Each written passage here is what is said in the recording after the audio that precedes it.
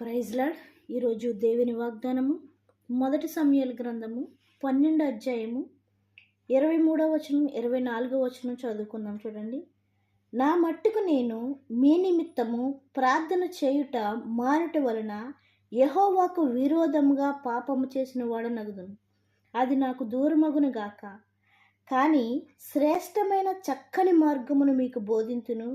ఆయన మీ కొరకు ఎన్ని గొప్ప కార్యములు చేసెనో అది మీరు తలంచుకొని మీరు యెహోవా యందు భయభక్తులు కలిగి నిష్కపటులై పూర్ణ హృదయముతో ఆయనను సేవించుట ఆవశ్యకము.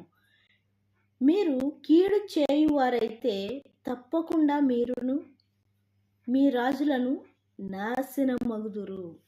ఇక్కడ వాక్యంతో మనతో ఏమని మాట్లాడుతున్నారంటే, ఇక్కడ సమూయేలు గారు అంటున్నారు, నేను మీ నిమిత్తము ప్రార్థన చేయకపోయినట్లయితే దేవునికి విరోధముగా పాపం చేసిన వాడనవుతున్నాను.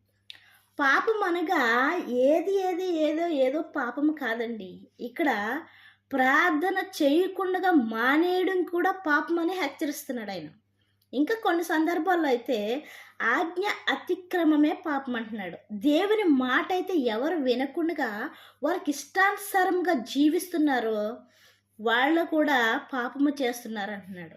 ఇక్కడైతే నేను ప్రార్థన చేయటం మానేస్తే పాపం చేసిన వాడని అంటున్నాడు. అంటే ప్రార్థన ప్రతిరోజు చేసుకోకుండా ఉండడం కూడా పాపమే అని వాక్యముతో మనతో హెచ్చరించేవాడిగా ఉన్నాడు.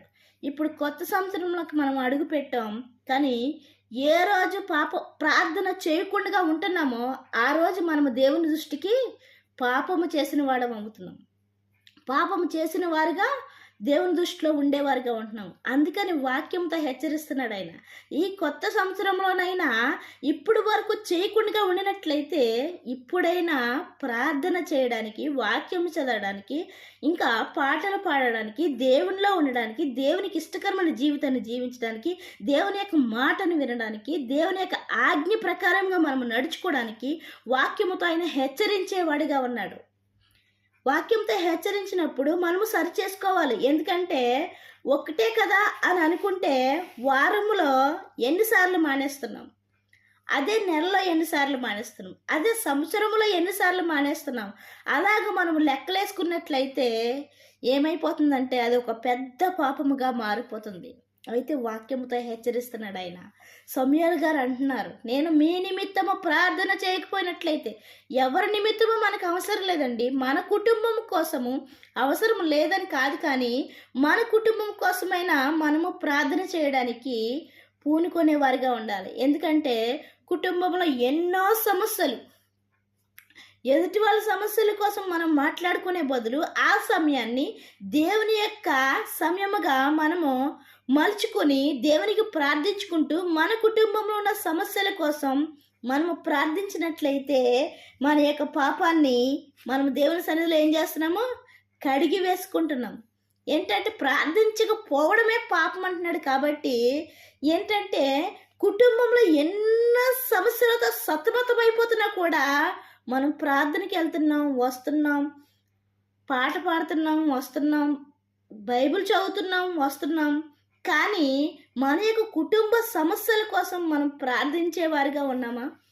ప్రార్థించేవారిగా ఉండినట్లయితే దేవునికి మహిమ కలుగునుగాక.